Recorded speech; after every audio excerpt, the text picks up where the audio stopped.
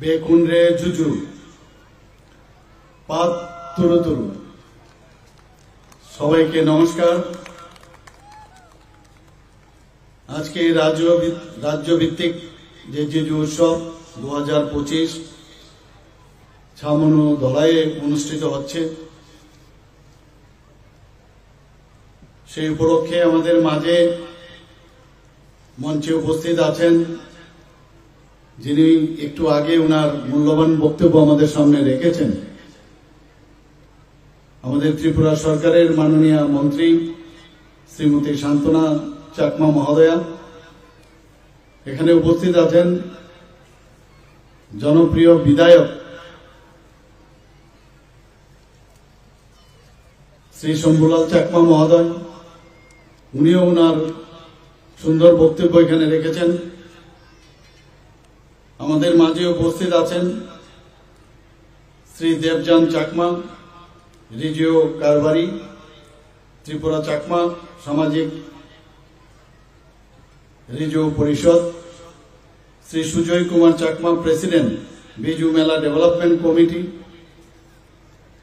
তাছাড়া শ্রী পরিতোষ চাকমা, সোলোয়ানি কারবারি, মনুগং,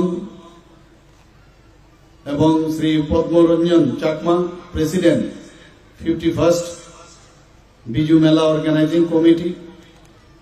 তাছাড়া আমাদের মাঝে উপস্থিত আছেন Saju Bahede, district magistrate and collector Dhalai, এবং সুপারিনটেন্ডেন্ট অফ পুলিশ এই জেলার শ্রী মিহিলাল দাস মহোদয়, আমাদের আইসিএ ডিপার্টমেন্টের ডাইরেক্টর শ্রী বিম্বিসার ভট্টাচার্য মহোদয়, শ্রী উত্তম কুমার ভৌমিক, এসডিএম লংতরাই বেলি, এবং আমাদের মাঝে শ্রীমতী সুস্মিতা দাস, জেলা সভাধিপতি, এবং শ্রী সঞ্জয় দাস, আমাদের এমডিসি মহোদয় মহোদয়া, দুজনে আমাদের মাঝে উপস্থিত আছেন।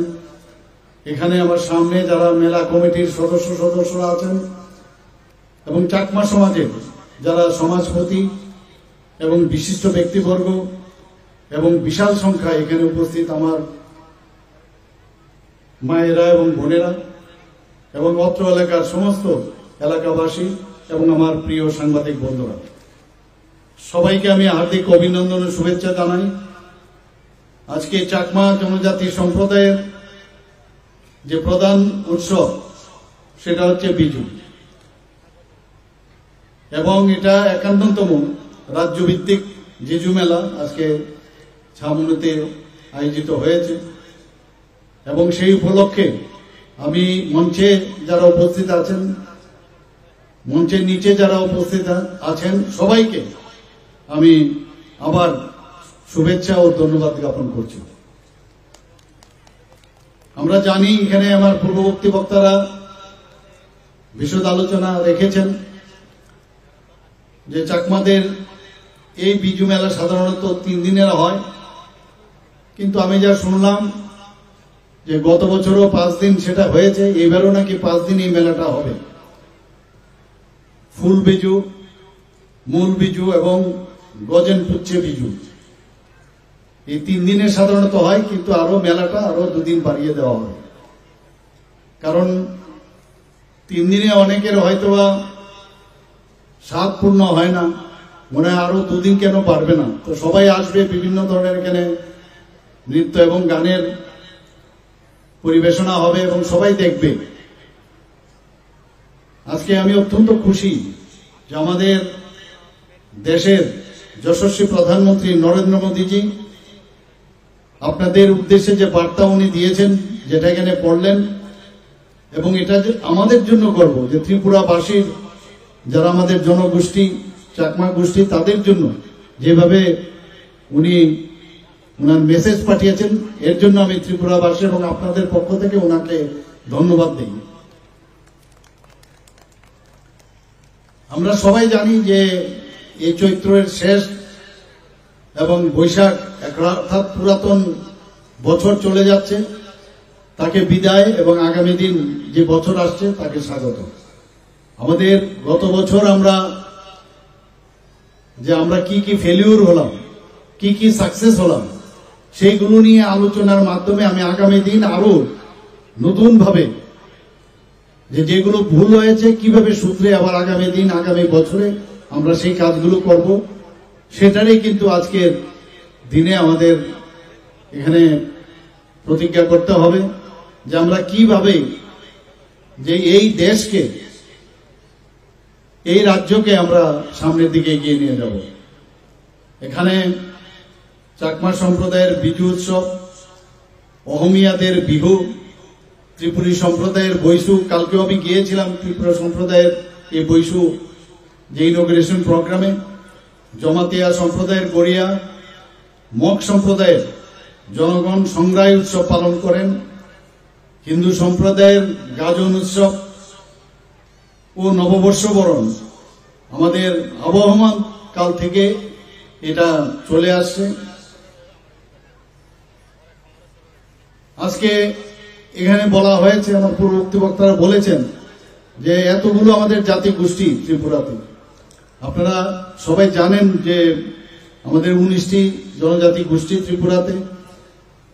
আমি যখন রাজ্যসভার সদস্য হয়ে আমি রাজ্যসভায় প্রথম দিন যখন ওথ টেকিং আমি নেই, তারপরের দিনই আমাকে একজন এসে বলল যে আপনাকে আমাদের যে ডার্লং কমিউনিটি আছে ত্রিপুরার, তাদের সম্পর্কে আপনাকে বলতে হবে। তো আমার সেই বিষয়ে সম্যক ধারণা ছিল না। আমাকে 1.5 ঘন্টা সময় দেওয়া হয়েছিল এ বিষয়ে আলোচনা রাখার জন্য। আমি এদিক সেদিক থেকে সমস্ত খবরাখবর নিলাম। নেওয়ার পর এই ডার্লং কমিউনিটিকে যাতে ট্রাইবেল যে আমাদের 19টি জাতি আছে সেই তার মধ্যে যুক্ত করার জন্য আমাকে বলতে হয়েছিল। এবং আপনারা খুশি হবেন জেনে যে আমি যখন এই তাদের সম্পর্কে আমি বললাম, তারপরে কিন্তু বিল পাস হয়ে গেল এবং আজকে এই ট্রাইবেল যারা ডার্লং কমিউনিটির তারা কিন্তু ট্রাইবেল হিসাবে স্বীকৃতি পেল।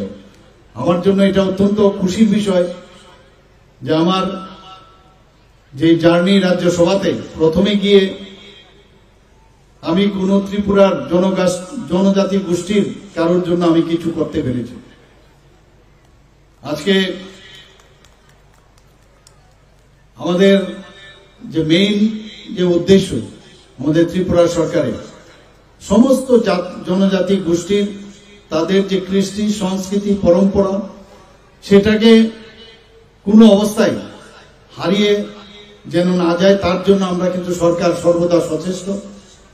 এখানে যদিও দাবি রেখেছে, আমি খুব খুশি যে চাকমা সম্প্রদায়ের ওনারা নিজেরা ইন্ডিজিনাস ওনারা একটা স্ক্রিপ্ট ওনারা বানিয়েছেন। আমি এর জন্য ওনাদেরকে ধন্যবাদ দেব।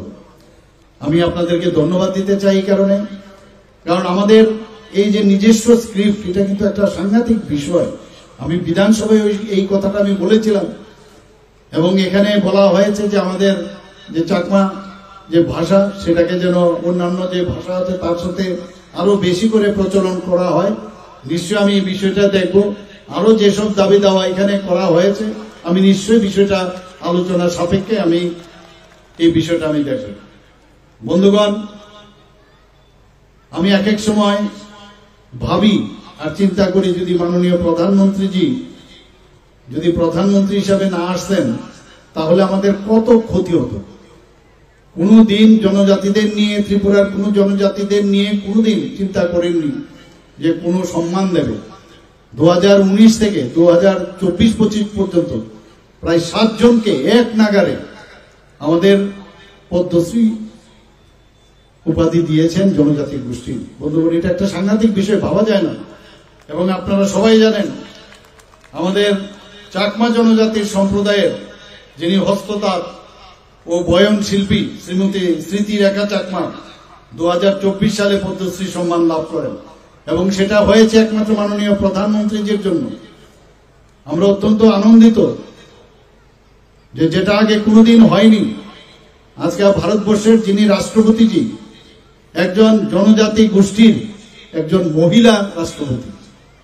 আজকে ত্রিপুরার থেকে একজন জনজাতি গোষ্ঠীর একজন বিশিষ্ট ব্যক্তিত্ব, তাকে ত্রিপুরার মতো একটা ছোট প্রদেশ থেকে তেলেঙ্গানার মতো বড় একটা প্রদেশের রাজ্যপাল বানিয়েছেন, তার নাম হচ্ছে মাননীয় প্রধানমন্ত্রী নরেন্দ্র মোদীজি, যেটা সব সময় জনজাতিদের কথা চিন্তা করেন। আমরা যখনই কোনো কাজ করি, যখনই কোনো বিষয়ে আমরা কিছু করতে যাই, আগে বলবে কতজন জনজাতি গোষ্ঠী আছে, তাদের নাম আছে কিনা।